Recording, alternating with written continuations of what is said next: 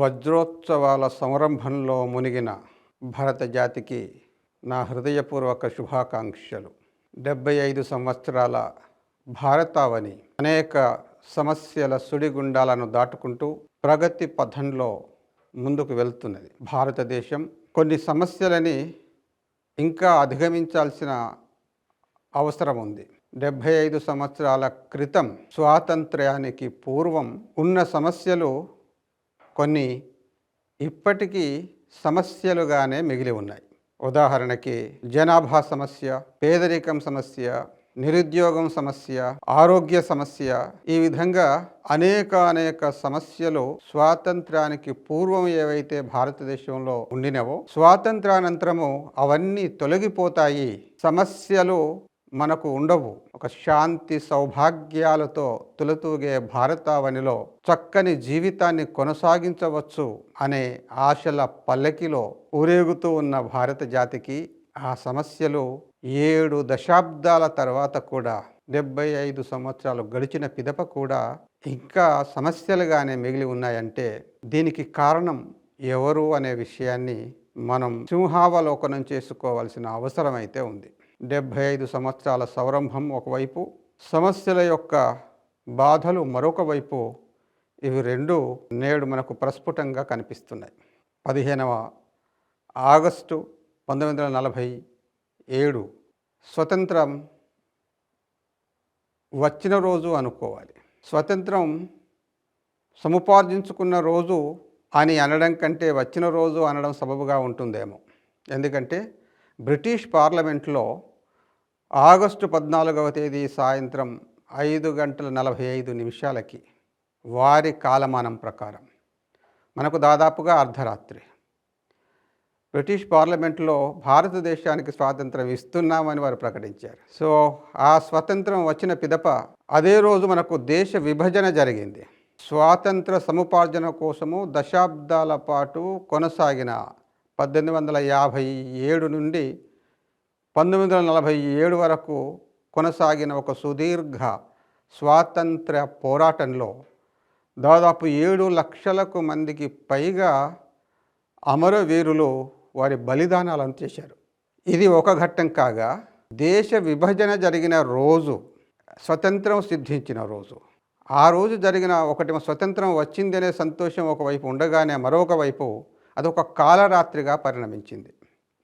దాదాపుగా 20 లక్షల మంది భారతీయులు, హిందువులు తమ ప్రాణాలను కోల్పోయారు. ఇది స్వాతంత్ర సమరంలో భాగం కాదు, దేశ విభజనలో అత్యంత బాధాకరమైన అంశం ఇది. దేశ విభజన జరిగిన తర్వాత పాకిస్తాన్ నుంచి భారతదేశం వస్తున్న లక్షలాది మంది పైన హత్యాకాండ కొనసాగింది. మనం దాదాపుగా 1857 నుంచి 1947 వరకు కొనసాగిన స్వాతంత్ర సమరంలో 7 లక్షల మంది బలిదానాలు చేస్తే దేశ విభజన తర్వాత ఒకే రోజు 20 లక్షల మంది ప్రాణాలను కోల్పోవలసిన దుస్థితి ఏర్పడింది. లక్షలాది మంది మాతృమూర్తులు అత్యాచారాలకు గురయ్యారు. ఈ సంఘటన ఎందుకు చెప్పుకోవలసి వస్తుంది ఈరోజు అంటే అటువంటి సంఘటనలు పునరావృతం కాకుండా జాగ్రత్తలు తీసుకోవలసిన బాధ్యత భారతీయులుగా మనపైనే ఉన్నది. ఈ విషయాన్ని అంటే దేశం కోసం స్వాతంత్ర్యాన్ని తెచ్చుకోవడం ఎంత అవసరమో తెచ్చుకున్న స్వాతంత్రాన్ని పరిరక్షించుకోవడం కూడా అంతకంటే ఎక్కువగా అవసరం ఉంటుంది అనే విషయం మనం గుర్తుంచుకోవాలి. ఈ బాధ్యత మనపైనే ఉంటుంది. ప్రభుత్వం ఈ పని చేస్తుంది అనుకుంటే ఒక రకంగా పొరపాటే. ప్రభుత్వంతో పాటుగా ప్రజలు కూడా ఈ స్పృహతో ఉండాలి. తదనుగుణంగా తమ జీవన కార్యాన్ని కొనసాగించాలి. దేశంలో ఉన్న వారందరికీ జీవించడానికి ఏ విధంగా అయితే హక్కు ఉంటుందో దేశంలో ఉన్న వాళ్ళందరికీ కూడా దేశాన్ని పరిరక్షించుకోవాల్సిన బాధ్యత కూడా ఉంటుంది అనే విషయాన్ని గమనించాలి. కేవలం సైన్యం మాత్రమే దేశాన్ని రక్షిస్తుంది, మనమేమి పట్టించుకోవాల్సిన అవసరం లేదు అనే భావన ఎంత మాత్రం సరికాదు. దేశ రక్షణ అంటే సరిహద్దుల రక్షణ మాత్రమే కాదు, అది కూడా ఒక అంశం. దేశ రక్షణ అంటే దేశం ఇతర దేశాల ప్రభావానికి లోను కాకుండా స్వాభిమాన సంపన్నతతో అభివృద్ధి పథంలో దూసుకెళ్ళడానికి కావలసిన అన్ని రకాల ప్రయత్నాలు దేశ పౌరులే చెయ్యాలి, దేశ ప్రజలే చెయ్యాలి. ఇది కూడా దేశ పరిరక్షణలో భాగమే.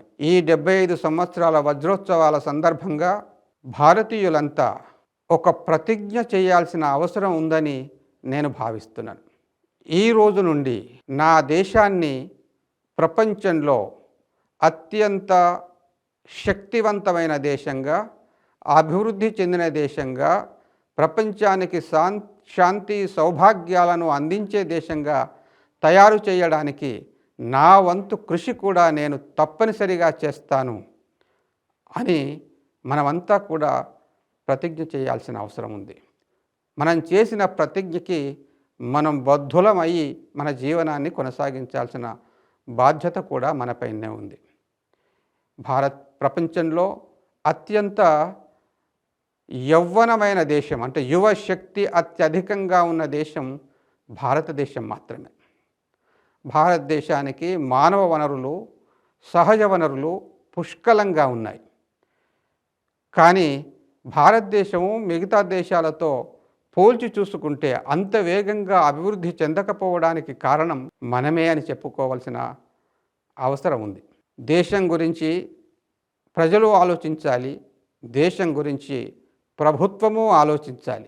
అలా ఆలోచించే ప్రభుత్వాన్ని ఎన్నుకోవలసిన పౌరులు ప్రధానంగా ఆలోచించాల్సిన అవసరం ఉంది.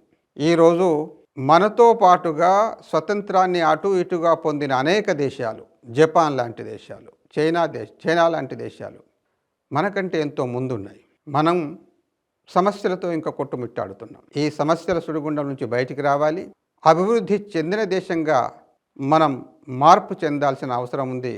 కాబట్టి భారతీయులంతా ప్రధానంగా ఈ రోజు నుంచి ప్రతిరోజు కూడా గుర్తుంచుకొని చేయాల్సిన ఒకే ఒక అంశం ఏమిటంటే మనం స్వదేశీ ఉద్యమానికి మద్దతునివ్వాలి.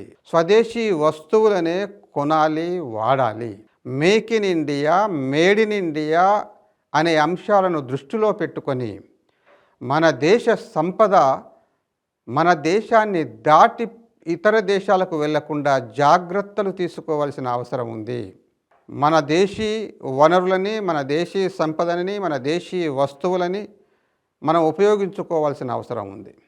ఆ విధంగా చేసినట్టయితే మల్టీనేషనల్ కంపెనీస్ దాదాపు 5,000కు పైగా విదేశీ సంస్థలు మన దేశంలో కొలువై ఉన్నాయి. వాటి ద్వారా లక్షల కోట్ల రూపాయల భారతీయ సంపద వ్యాపారం పేరుతో వారి దేశాలకు వెళ్తుంది.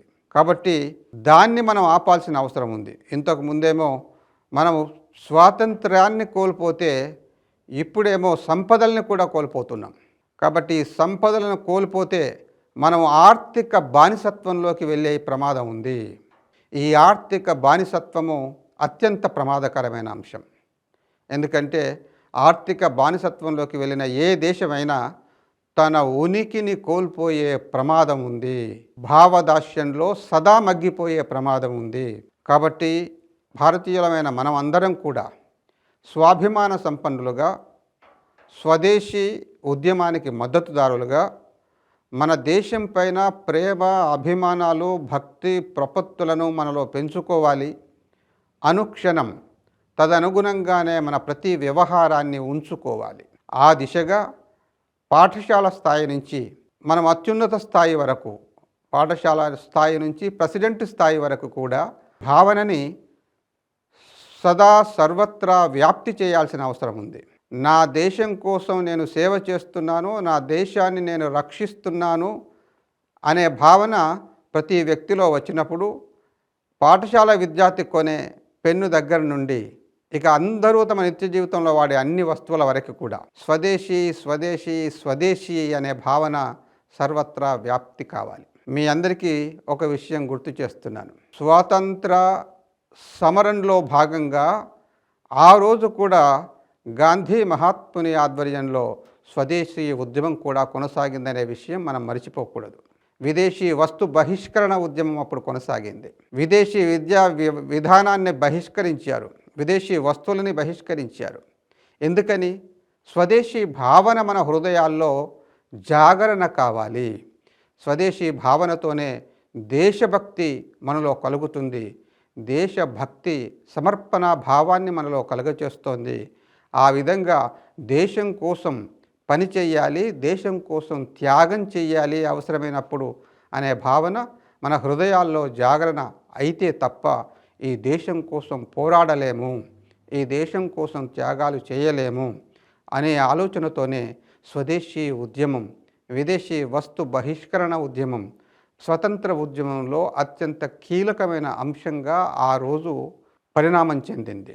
కాబట్టి స్వతంత్రం వచ్చింది కదా, ఈ విదేశీ వస్తు బహిష్కరణ ఉద్యమాన్ని ఇంకా కొనసాగించాలా, స్వదేశీ విధానాన్ని ఇంకా కొనసాగించాలా అని అనుకుంటే ఈ విషయం పట్ల కూడా మనకు ఒక సరి అయిన అవగాహన ఉండాల్సిన అవసరం ఉంది. దేశం ఉన్నంత కాలం స్వదేశీ ఉద్యమం కొనసాగాల్సిందే, దానికి మనమంతా మద్దతుగా నిలవాల్సిందే. ఇదే భావన మన దేశంలో చాలా తక్కువగా ఉండడం కారణాన భారతదేశం 75 సంవత్సరాలు స్వతంత్రం పొందిన తదనంతరం కూడా ఇంకా అభివృద్ధి చెందుతున్న దేశంగానే మిగిలి ఉంది. ఇదే సమయంలో జపాన్ని చూసినా, చైనాను చూసినా వాళ్ళు ఎంతో అడ్వాన్స్డ్ కంట్రీస్గా ఈరోజు ప్రపంచంలో నిలబడ్డారు. కారణం ఇదే, దేశం అన్నింటికంటే గొప్పది, దేశహితం సర్వోపరి అనే భావన ఆ దేశ వాసుల్లో అణువున తొణికిసలాడుతుంది. అందుకే వాళ్ళు అభివృద్ధి చెందిన దేశంగా మారారు. ఆ భావన మనలో కొరవడడం మూలాన, బలహీనంగా ఉండడం మూలాన భారతదేశం ఈ విధంగా ఉండింది. కాబట్టి దేశ అభివృద్ధి కోసం మనమంతా కూడా స్వదేశీ ఉద్యమానికి మద్దతు ఇవ్వాలి. ప్రతి అంశంలో కూడా స్వదేశీ భావనతోనే మనం ముందుకు వెళ్ళాల్సిన అవసరం ఉంది. అలా వెళ్తేనే మళ్ళీ మనం శతాబ్ది ఉత్సవాలు జరుపుకునే సమయానికి భారతదేశం ప్రపంచంలో అగ్రశ్రేణి రాజ్యంగా మారి తీరుతుంది, మారి తీరాలి. ఇదే లక్ష్యంగా, ఇదే ఆశయంగా, ఇదే కోరికగా, ఇదే జీవనంగా మనమంతా కూడా ముందుకు వెళ్ళాల్సిన అవసరం ఉంది అని ఈ సందర్భంగా, వజ్రోత్సవాలు జరుపుకుంటున్న సందర్భంగా భారతీయులందరికీ నేను సవినయంగా విజ్ఞప్తి చేస్తున్నాను. దేశంలో దేశభక్తి లుప్తమైతే దేశం కూడా పతనమవుతుంది. ఈ ప్రమాదాన్ని మరోసారి మనం కొని తెచ్చుకోకూడదు. కాబట్టి దేశభక్తి సర్వత్రా సర్వదా అందరిలో ఉండి తీరాల్సిందే. అది ఎలా కలుగుతుంది? జెండా ఎగరవేస్తే దేశభక్తి వస్తుందా? ఘర్ ఘర్ తిరంగా అంటే దేశభక్తి వస్తుందా అని కొంతమంది కువిమర్శలు కూడా చేస్తున్నారు. ఇది పూర్తిగా దేశానికి హాని కలిగించే ఆలోచన ధోరణి అని నేను ఈ సందర్భంలో విజ్ఞప్తి చేస్తున్నాను. ఏ విధంగా దేశభక్తి కలుగుతుందో ఆ విధంగా చేయాల్సిందే. ప్రతి పనిని విమర్శించడమే మేధావి లక్షణం ఎంత మాత్రం కాదు. భారతదేశంలో జాతీయ పతాకాన్ని చేతిలో పట్టుకుంటే ఆ భావన వేరే, పట్టుకున్న వాళ్ళకే ఆ స్పందన, ఆ అనుభూతి కలుగుతుంది, తెలుస్తుంది. ఇంటిపైన జాతీయ పతాకాన్ని ఎగురవేస్తే ఆ ఇంటిల్లిపాది సగర్వంగా ఒక అనుభూతిని పొందే అవకాశం ఉంటుంది. నా జాతి జెండా నా ఇంటి మీద ఉంది, నా హృదయంలో ఉంది అనే ఒక భావన కలుగుతుంది. కాబట్టి మనం అనేక రకాలుగా ప్రయత్నాలు చేయాలి. దేశవాసుల్లో దేశభక్తిని పెంపొందించాలి. దేశభక్తి ప్రపూరితమైన ప్రజ ఏ దేశంలో ఉంటుందో ఆ దేశం సర్వత్రా రక్షించబడుతుంది, అభివృద్ధి చెందుతుంది. కాబట్టి ఈ దేశభక్తి భావనను మనం మన జాతిలో కలిగించడానికి, దాన్ని స్థిరంగా ఉంచడానికి, అనునిత్యం పెంచడానికి కావలసిన దోహదకారి అయిన అన్ని పద్ధతులను, అన్ని పనులను, కార్యక్రమాలని మనం నిరంతరం చేయాల్సిన అవసరం ఎంతైనా ఉంది. ఇది కేవలం స్వాతంత్ర దినోత్సవం జరుపుకునే సందర్భంలో మాత్రమే గుర్తు చేసుకోవాల్సిన అంశాలు ఎంత మాత్రం కాదు. ఇది ఎప్పుడు కూడా మనం గుర్తుంచుకోవాల్సిన అంశాలే. 75 సంవత్సరాల తర్వాత మొట్టమొదటిసారి భారతదేశం అంతా కూడా స్వతంత్ర సంరంభాలు జరుపుకుంటున్నట్టు ఒక భావన ఇంతకాలానికి ఈ సంవత్సరము దేశంలో కలుగుతుందేమో అనిపిస్తుంది. ఇంతవరకు విద్యా సంస్థలో, ప్రభుత్వ సంస్థల్లో అక్కడ మాత్రమే జాతీయ పతాకావిష్కరణ జరిగేది. కానీ ఈరోజు ఏ ప్రాంతంలో చూసినా, ఏ వీధిలో చూసినా, ఏ ఇంటిపైన చూసినా, ఏ వాహనం పైన చూసినా సర్వత్రా జాతీయ పతాకము, త్రివర్ణ పతాకము రెపరెపలాడుతుంటే ఆ అనుభూతి అనన్య సామాన్యమైంది. ఇంతకాలానికి ఈ అపురూపమైన దృశ్యాన్ని చూడడానికి, ఈ అపురూపమైన అనుభూతిని పొందడానికి అవకాశం వజ్రోత్సవాల సందర్భంగా మనకు దక్కిందేమో అనిపిస్తుంది.